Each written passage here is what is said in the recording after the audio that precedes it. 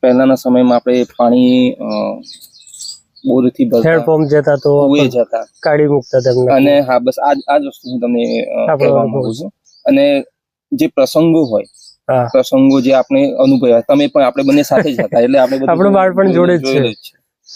હવે જયારે આપણે કુએ પાણી ભરવા જતા, હેન્ડપંપ પર આપણને પાણી ભરવા દેવામાં નહોતું આવતું, કાઢી મૂકતા, ગાળો બોલતા, અપમાન કરતા. સાહેબ ને વર્ષો પહેલા આવી ગયો, અને માટે જ બાબા સાહેબે પાણીનો સત્યાગ્રહ કર્યો.